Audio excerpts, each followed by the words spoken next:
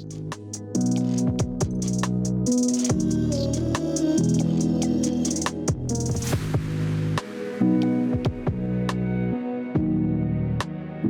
guys, Pastor Jim here, and we are in our series Testify, and today I am honored to be able to have Patty with us.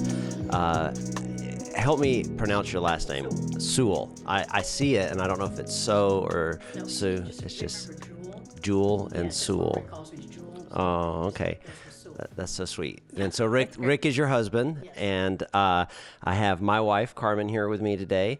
And so we're just wanting to take time with some of the people who call City Church home. And we know that the scripture says that the enemy is defeated by the blood of the Lamb and the word of their testimony. And so we just wanted to get to know your story a little bit. And so give you that opportunity. So how long have you been at City Church? Rick and I started coming the second week that you opened. Yeah. I mean, that you planted the church. So we've been coming here pretty much from the beginning. Yeah, 14 years. Yep, Yeah. 14 years. Yeah. And that was way back when we were at MLK downtown. Yeah. So you've moved with us when we went to Pooler, part-time and then full-time. Pooler, The theater. Yep. Theater. The parking lot. The parking lot. That was adventurous. Yep. Yeah. And then into the building. And now into the building. We've been in here for a long time. That's so awesome. So you are married, and your family, you have how many kids? I have two children. Two children. My son, James, is in Orlando, and my daughter, Tav, is in Charleston. And grandkids? Two, and we just found out another one on the way. Come on. Yay. That's awesome. Yeah, That's awesome. Excited. That is exciting. So why don't we just kind of go back to, early part of the story. Did you grow up familiar with God, the gospel, the church, or? Well, not really. I knew, I always say that there's a difference between knowing of God and knowing God. And I think through my life, it's knowing that there was a God, not necessarily knowing who he was. So we weren't, early childhood, my mom and dad separated when we were quite young. My mom gave my dad got custody of me and my sister. Excuse me. Very young. I don't remember a whole lot, but I'm just kind of going by what, family members have told us and stuff. But we were very young. My dad kind of told my mom at that time she had two other children from her previous marriage, and that he would not support her if she obtained custody. So she relinquished custody to my father. So there wasn't any church going on at that time. We really didn't know God. We just kind of, my dad took custody of us and kind of went from there. And you were just raised by dad? Well, not necessarily. So Okay. Even though my dad had custody of us, my dad worked. So we started off being in not necessarily a daycare. It was pretty much a 24/7 care. Oh, wow. So it was a facility that we could live in until like the weekends. If he wasn't working, he would come pick us up. If he wasn't, we would stay there. So that was several years of, that type of. What did your dad do? He worked in construction. Okay. He was a supervisor of a concrete plant in Tampa. We lived in the Tampa area, Florida. Okay. Yep. And so traveled a lot, or just really busy? No, just busy. Just busy. Yeah, okay. just busy. Not really traveling. Okay. So you grew up in like a care center of sorts. Were you able to, did you have siblings, did you say? I had a sister. Okay. Yep. She was my real sister, same mom, same dad. So Okay. Yeah. Were you able to maintain any type of closeness with her in that situation, or? Me and my sister remained close because we were, together through that whole, through that whole scenario. My dad was also an alcoholic.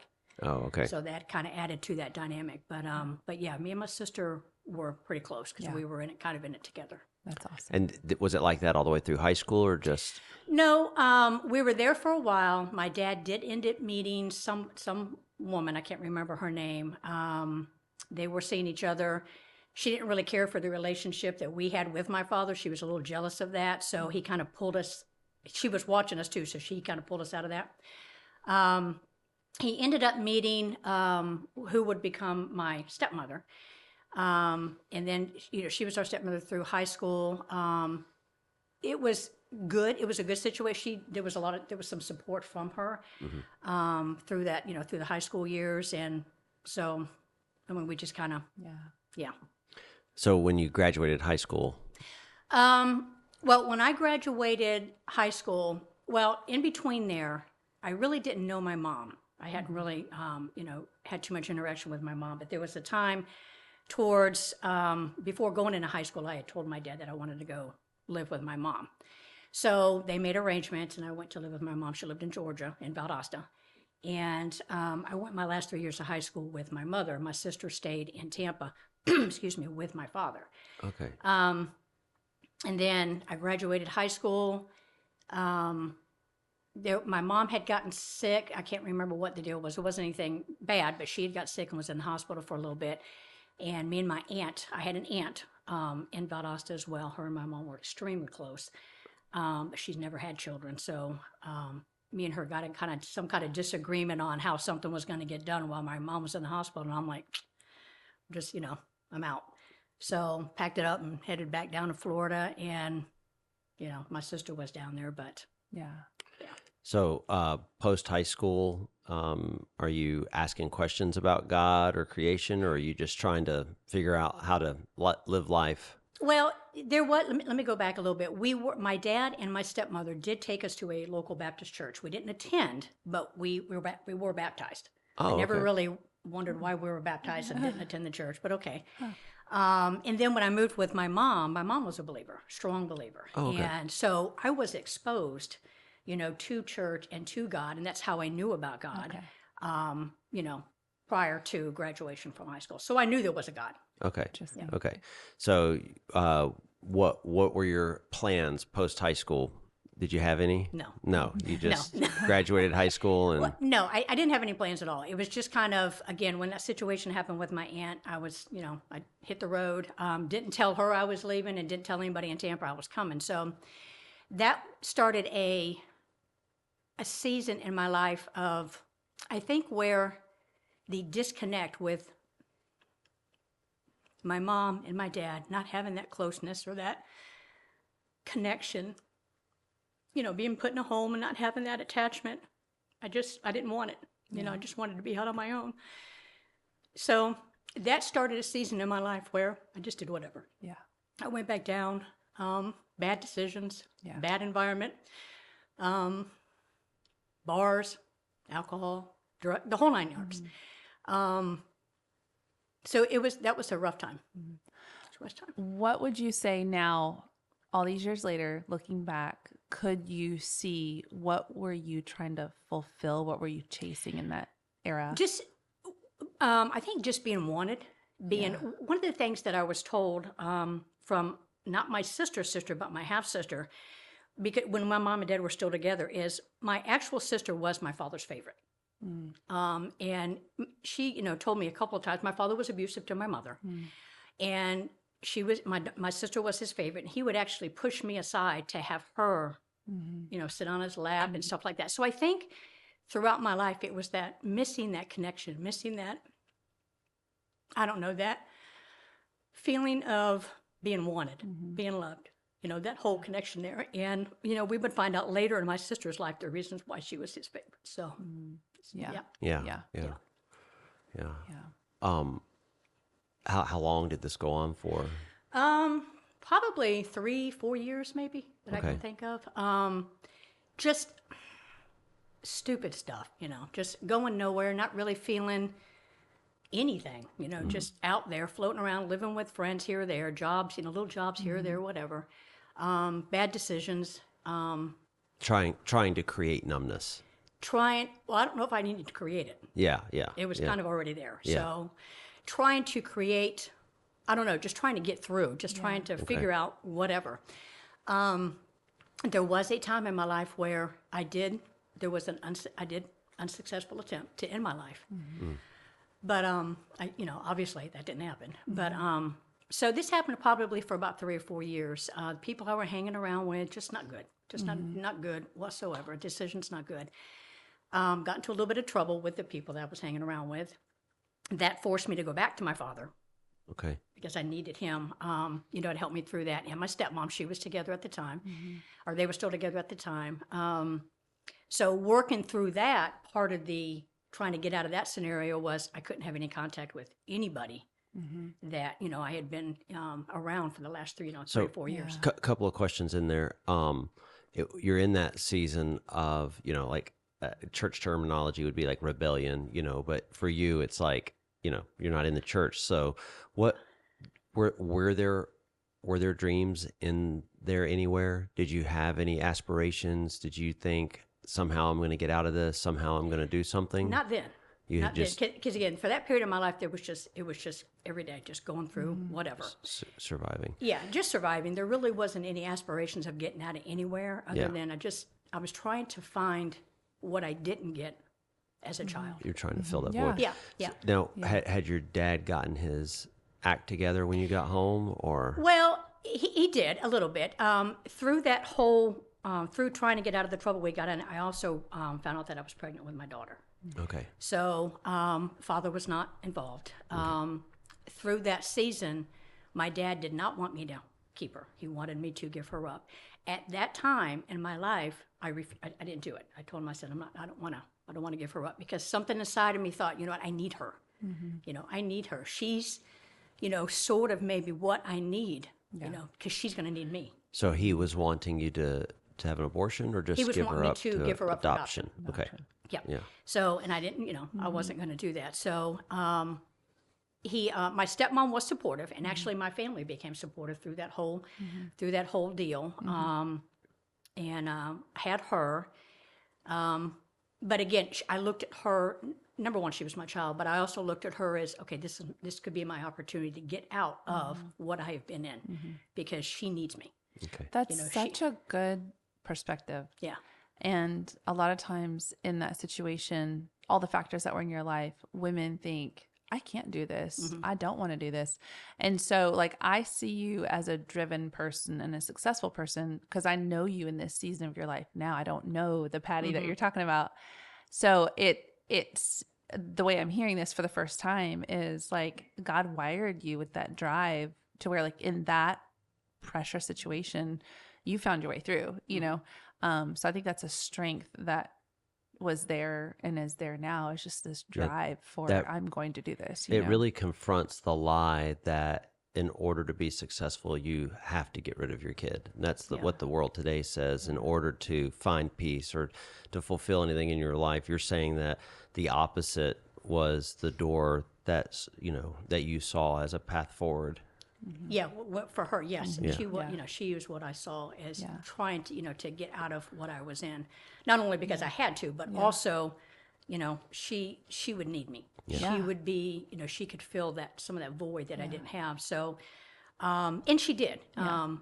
It wasn't an immediate turnaround. There were still things. There were still some environments and decisions and bad decisions that I made, but it would get better over time. But she was that driving. Yeah, it gave you purpose in that season. She did. That's exactly what she gave me purpose. Yeah. What was it like thinking about being a mom when you're pregnant versus becoming a mom? Is there any compare or contrast for you? Was it pretty much what you thought it would be, or? She was everything that I needed to get out, but there still seemed to be something that. I wanted to give her what I didn't have, but I still didn't have what I didn't have. Yeah, right. From my parents. It's not that she didn't fulfill some part of that. Right. It was still, from my parents' side, that wasn't there. But, it was hard. Yeah. It is. I didn't realize how hard it was until, after she was born. Being a mom is the hardest job I've ever done, Yeah. So, it was difficult. So what was next? Well, we had her. Then again, things didn't completely change around. So my stepmom, my sister was still in my life. She was in Tampa. I was back in Tampa, so she was very supportive and stuff like that. My stepmom also had a daughter that lived in Tampa, and we would go over her house and spend a lot of time over there. Well, across the street from her, there was soon to be my husband.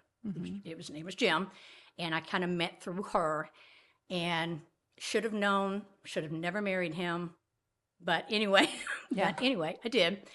When did you know that? You knew well, that in I knew that hindsight? before I got married, because one of the days that we were over at my stepsister's house, we weren't seeing each other yet. He had brought a girl over, and she had a black eye. Okay. Should have known Yep. right then and there. Okay. So what would you tell to a young lady right now who goes, I know because I know I shouldn't be with this person or whatever? Like, what would you tell them right now? Then don't do it. If your instincts are telling you Yeah. that's not, then don't do it. Yeah. Again, I was still longing for Yeah. the relationship Yeah. Right. from a man that I Right. did not have from my father. I was still longing for that. So I kind of looked past that, and things kind of evolved, and we kind of started seeing each other. Got pregnant with my son. We got married. He accepted, Tab, my daughter, as somewhat his. So that was kind of odd, but good. But we were only married about 5.5 years. So there was abuse, physical abuse, mental abuse, that whole, drugs. There was still some drugs going on, some alcohol, a lot on his side, a lot of infidelity. So it was not a good situation for me or either one of the kids. There was a time in there, though, where I made a decision based on how I had done something that affected my children, that I never touched another drug. It just, that Just I a was cold, done. hard Cold hard line. Cold hard start. Yep. That's awesome. Yep.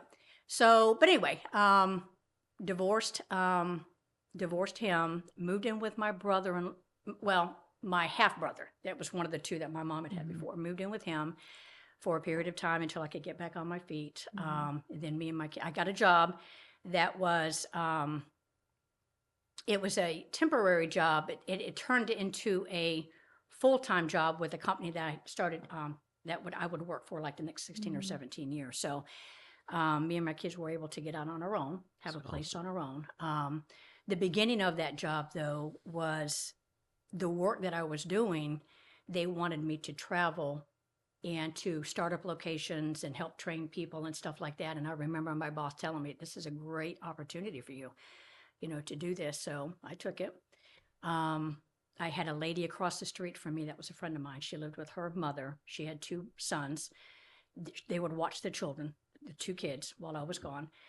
That happened. That took probably about 2 years. Then it was too rough for me to be on the road with the kids. So I told, my boss I needed to come off the road. And they were fine with that. Yeah. Came off the road and went back into an office manager position. Within 90 days, I went to a general manager position. So Single through this, yes. not married. No. Just That's the drive that I'm single talking mom. about. Like, No. that's how I know you're No. just a driven No. person. Like, Yeah. that's amazing. I wouldn't marry again until Rick, Until Awesome. good old Rick. numbers of years later. Yeah. I think at that point, I was just done with men in general. Yeah. I'm like, okay, I'm just done with it. Yeah. So I just kind of started on a path. I replaced it, though, with something else, Okay. which was my job. Yeah, I was going to say, because and this is what I think drives a lot of ladies to be anti-man, because you had so many encounters with men who weren't loving and caring and compassionate. And I'm sure at some point it begins to, the argument in your mind can quickly become, do they exist? Yeah. Yeah. Yeah. My question was going to be, what did you do with that wanting that was in your soul for attention or affection from a man? You say you just kind of were done and you turned to your job. Like, is there a clear line where you're like, I just was done, or it was still there, I just ignored it? Or because now you're married to Rick and he's an awesome guy. Yeah. So where do you look back and go, this is kind of where I dealt with it, or where? Well, in that transition, because I took what I was longing for to finding a man and put it into my job. So I kind of went a different route, and I didn't set out to be all I could be. Yeah.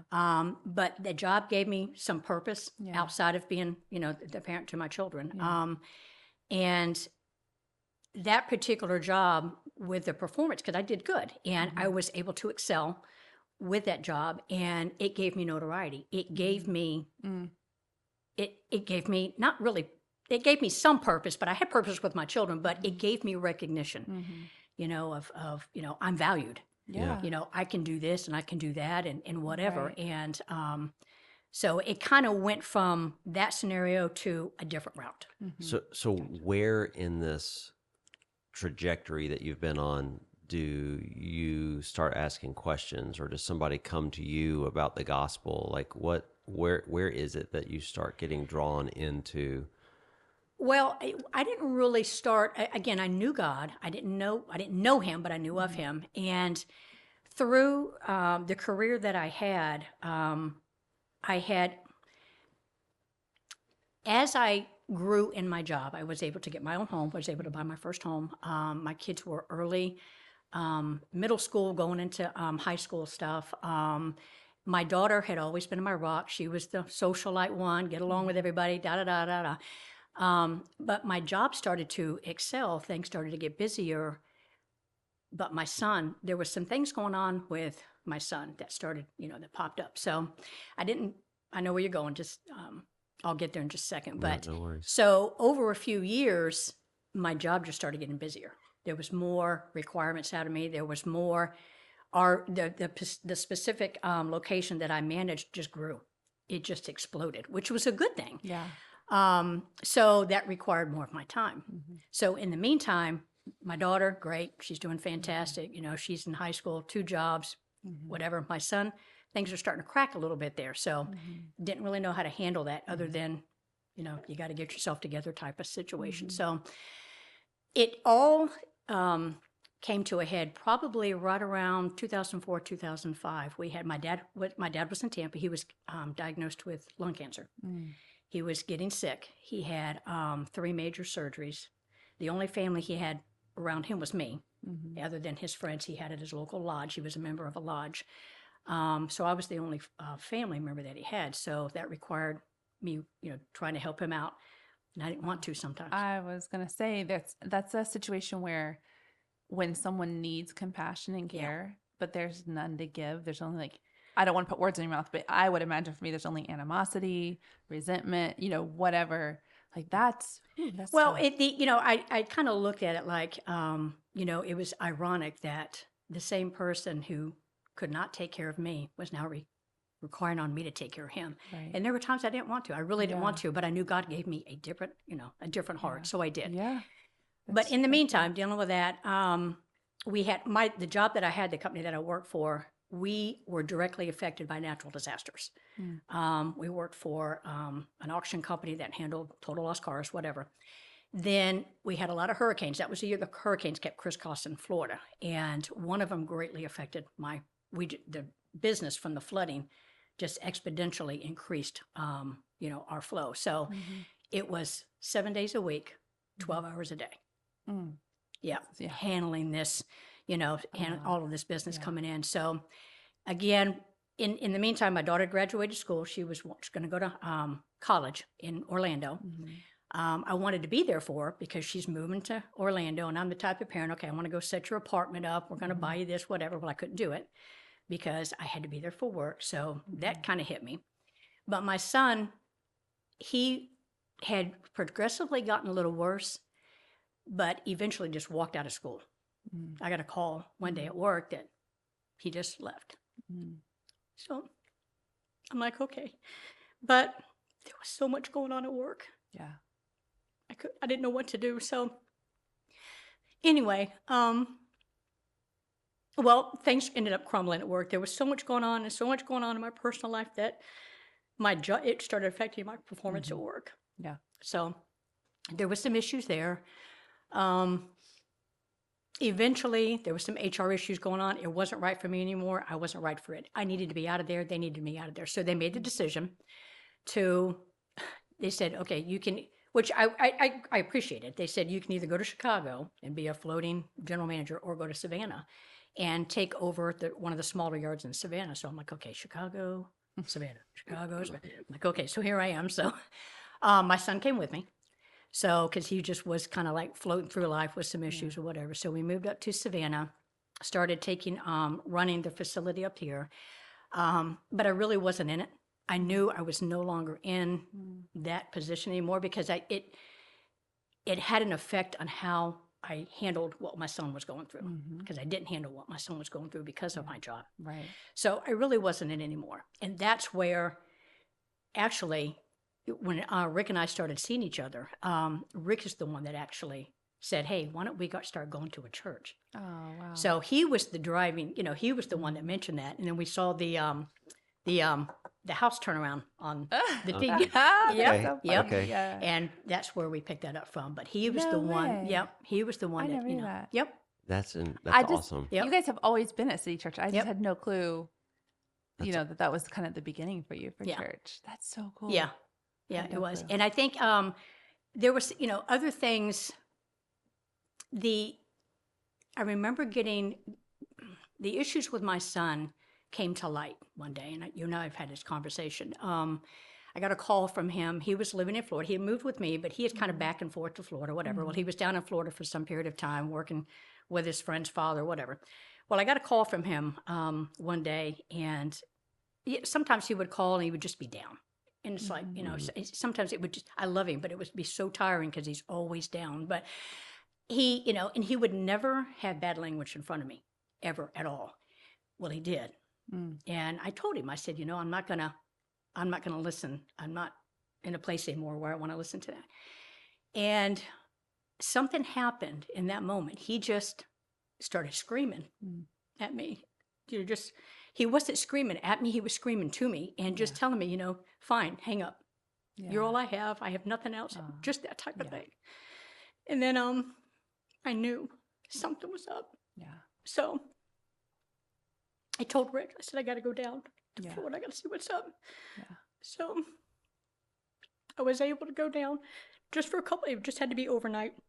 But I was at a hotel, and he came to the hotel, and he told me that way back when I first started with this one company, I told you I had a friend across the street that had the mother with the two boys. Yeah.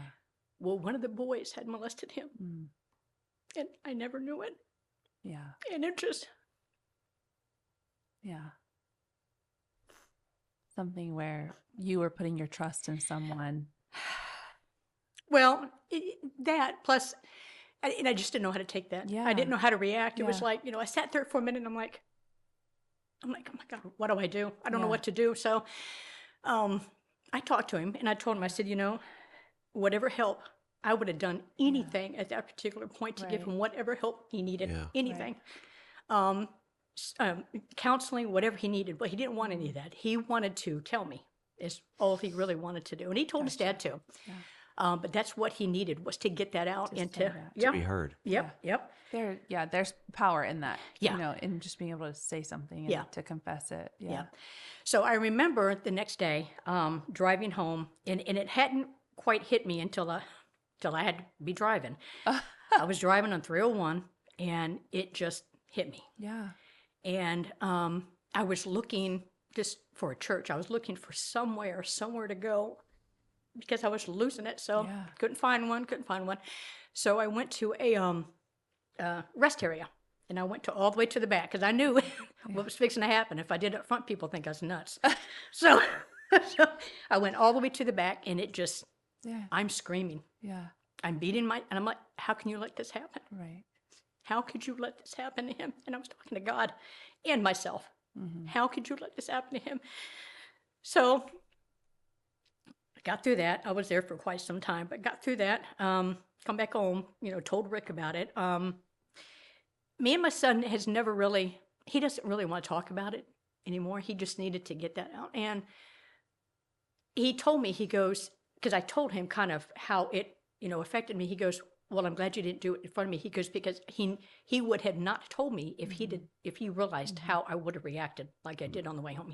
He would never want to hurt me, never want me to go through that. But anyway, so to this day, he hasn't really dealt with it. Yeah. So, and I can see it in his life. But what hit me is all the trouble that he had been through, all of the stuff that he had been through. That's it. Yeah.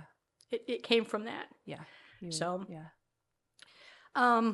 So I think we were going to City Church at the time, and I remember, talking to you about it. One of the things I remember you telling me when I was talking to you about it is, the first things out of your mouth were, God, I always thought you and Rick had everything together. And Well, not like that. I know.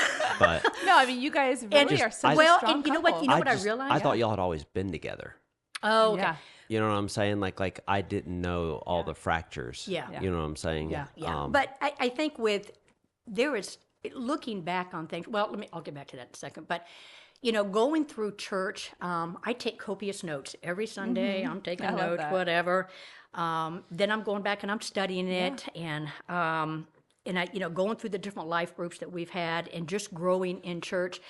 Some of the decisions that I've made, some of the choices that I've made in the past, some of the things that I've put myself through that I happened to me, did not happen, whatever. It all culminated in a tremendous amount of guilt Okay. as I was coming to City Church. Okay. And just the guilt of decisions I had made in the past, situations I had put myself in, what I had done in those situations, not being there for my children, not exposing my children to what I now knew as the gospel, not giving them that opportunity when they were younger to, to do that. So it ended up in a tremendous amount of guilt for several years. I kind of worked through that with going to church and getting involved with groups and stuff like that, but still kind of reserved, still not open. That's vulnerability. And there Yeah, it was is. no way I was going to be. I remember you recommended Jimbo. And I went to him a couple times, and then, it was only a couple times because Jimbo wanted to start digging a little bit deeper. Yeah. I And you just weren't ready. wasn't ready for that. Yeah. So I quit going. But I think that over the years of being at City Church with, the some of the testimonies that I've heard, the sermons and stuff like that, I didn't have a fall on my knees moment.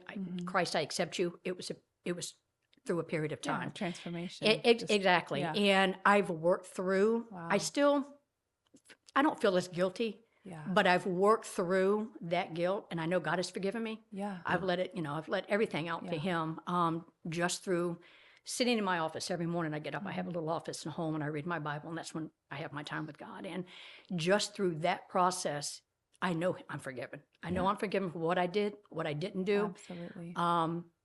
So Yeah. Yeah. The,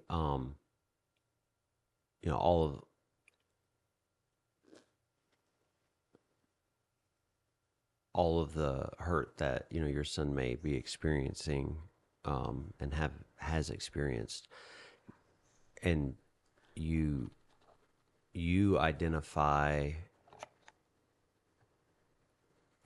seasons where you could, man, I wish I would have done this different. I wish I would have done that different. And I just want to encourage you that right now, the life that you're living is modeling something for him that is different, And so as you learn to be a little bit more vulnerable and you learn to navigate it, and he knows that and hears that, then what you're modeling for him will hopefully at some point, I should say this all the time. I remember the day I was riding down the road, and it hit me that my mom was right about so much stuff, right? And I called her and was like, gosh, I was so dumb, like arguing with you about dumb stuff. But some things are just little like that. But a lot of deeper things happen later in life, right? And so as he continues to age, and he hits milestones that he goes, oh, my mom hit this milestone, and here's how she navigated it. There's still a lot of opportunity. Again, our testimony is what we're modeling for people, for there to be more healing to take place for him, based off what you're saying. It's really a powerful thing. I think it's interesting because what I hear the parallel between like what you were saying about you growing up and chasing that wanting, and then almost a parallel of hearing, that came to a conversation where your son spoke with you. It's like we all have those moments. Like we all have those things where it's like we look back and we go, oh, I was really chasing this, or I was really wanting this. So that's a common theme that I think is in our soul. And, to hear your story and how I really admire you because you're such a strong person. Like I see you as like capable, able, like a strong leader. We'll get to in a little bit kind of everything that you do here with Red, but saying that to say that like that chasing, that wanting is in all of us, and your transformation over however long it took, but the decisions that you've made since coming to City Church, like it doesn't have to be a moment where you fall on your knees and it's like overnight, because honestly, the way that we're wired is when your mind changes, your heart changes, your habits change, which is kind of what you explained, is like you have an office and you get up and you read and you pray. Like those little daily habits, that begins to change us. And that's what scripture says is God's ways save us. Like his ways are higher than our ways. His thoughts are higher than our thoughts. So then when we align our thoughts and our hearts with his, it's like, okay, 1% different tomorrow, 1% different the next time, you know? So it's really amazing. And it takes a certain amount of strength, which is wired in you, to be able to get up and do it again, you know? And I went through a period of the program Deborah's Daughters that I went through 3 years ago. Excuse me. That helped me. It helped me be still. That's good. It just helped me be still and listen. And through that whole process, I learned how to be forgiven, you know, to give everything that I've done to God, and also to forgive. And what really kind of struck me, is kind of odd, is I went through the whole gamut of, okay, I forgive my father, I forgive my husband, I forgive, all of this kind of stuff. But one thing that hit me that I never thought of is forgiving my mother. And I'm like, why would I need to forgive my mom? She did what she had to do. Later, when me and my sister were young adults, she made a special trip down to Tampa to tell us why she, let my dad have custody, because of the reasons. And so I understood, in my early 20s, why she did that. But I would have never understood that as a 2 or 3 year old. Right. I would have never understood the reasons why she left. And I had to forgive her for that. Even though I knew later on in life the reasons why, but that choice just started everything, because she left, and I would have never understood that as a child. So I had to forgive her for the decision she made back then, although I understand now the reasons why she did make that decision. Yeah. I want to ask, so if somebody's watching this, a young lady or a guy, you shared how you were looking for this like love and acceptance from your father, and then in just any man at that point. So you obviously have had some bad relationships that way. What are the things that stand out different between those men and then your marriage now with Rick? Like, what are things that you would go, here's something that's good, or here's a red flag that you don't find in a good relationship, or? Well, I think the biggest change, there's a couple things. Number one is my relationship with God, and I know that I no longer have to find what I was looking for in just anything. That's good. You know what I'm saying? I just didn't have to settle for whatever. I've known Rick and I a long time. We've known each other for years before we ever even got married. We worked for the same company for years. He used to be my boss at one time. And the old funny thing is now I'm his. But, the little did he know that I was going to be his and boss. At work, or both, all of the above. And I knew way back when, just him being my boss and seeing him, he was probably one of the most nicest people I had ever known. And that's really when we started seeing each other, something inside of me told me he is never going to hurt me. He would never do anything to hurt me, ever. And it's if true, anything was to break up that relationship, it would have been me. Wow. It would have been something I did, because he would never do it. Yeah. Yeah. That's good. I have a funny memory to stick in here. This might be a good time. So this might be a good segue into you lead our outreach program called Red, City Church Red, where we are an extension of the food bank into the neighborhood, and it's the third Saturday of every month, and it's so fun and so cool to see it all come together in your leadership. But that being said, there was one Saturday that there was a marathon through Savannah and people couldn't get here.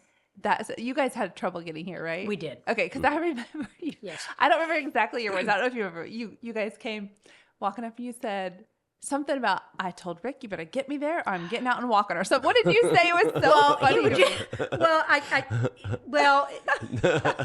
What was it? I'm telling on you now. I know. I can't remember what it was, though. It was like you were very decided. Like, I'm going to get there. So either you're going to figure a way to drive me was there, it? or Maybe I'm going to get out and walk. I don't remember what it was, but I remember because we were right here at Victory Drive, ready to turn left, but it wasn't moving. You had to keep So turning around. he was like, then he's going to go every route in Savannah. Everywhere we went, there was a block, either whatever.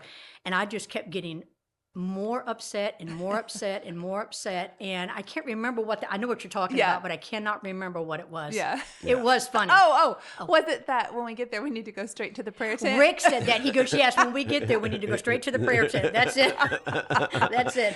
Because I was just That's what angry. That's what a man in the household should say. Honey, we're gonna go pray about this. yes. Yeah, that was that's good. That was so funny. That But was funny. honestly, that's such a good that is a good comparison. Is a man who will not hurt you. Yeah. So to wrap this up, tell us about Red. Tell us about what you do and what your thoughts are about how it impacts your life. Well, I was when I first started with Red, Meredith and Matthew were well, actually it was Paul Fruits. Yep. And Meredith Matthew was there, and we were over off of Montgomery Street, and I remember the Montgomery Street residents are a little bit different than the residents that come here. Yeah.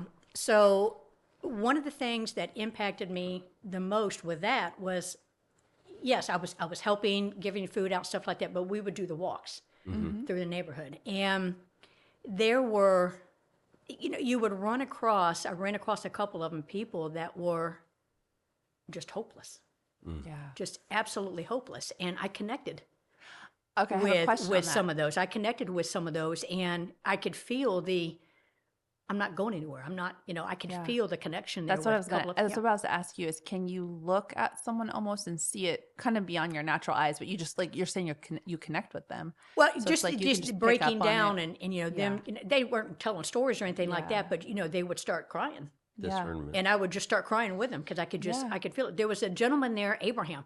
I'll never forget Abraham. Remember that little car wash that was, if you go out, it was down here. He would come up every once in a while, and Abraham, you could tell he had been through some stuff. I think he'd come out of prison. He'd been through some stuff, but he knew God. And he would come up and he would just cry every time he would come up and hug us. And, I knew that always touched me. And I often think of him and I'm like, I wonder what happened to Abraham, Yeah. But anyway, so we made connections there. Then we moved over here. And I think that helping people that need food, that need help, I think that, well, that's what we're called to do, number one. And just helping. I order, as far as what I do is I order the food, I keep the books, try to get things as organized as possible on Saturday with, people coming up and everything. But it gives me purpose. Yeah. Yeah. Gives me some purpose. Yeah. Yep. Yeah. And it makes an impact in people's it lives. does. There's no doubt there's always going to be people who they run the circuit, going to all the food banks. Oh, and, yeah. They pull up in a fancy car. But I try to encourage people whenever anybody says anything about it. It's like, well, that's not why we're doing it. Yeah. We're not doing it to try to prevent a scam, because I'd rather have 50 people scam us and help the one family that is feeling hopeless to go, there is some hope, Yeah. Yep. So, and you crush it. You do a great job. Well, thank and you. we hear nothing but positive from anybody that's involved in it. And There's a lot of moving parts beyond just showing up on Saturday. Oh, there's There's a paperwork. lot of moving parts, a lot of There- paperwork. there's paperwork, and I'm just through being in business wise, I am a stickler on paperwork. Yeah. It's like, no, you got to be this way. Yeah, that's good. great. That's Yep. great. And the reason I said it's great is because we've had conversations with people where it's like the thing that's difficult for the business side of things can be the ministry, because ministry can be unpredictable. It can be, on the fly, whatever.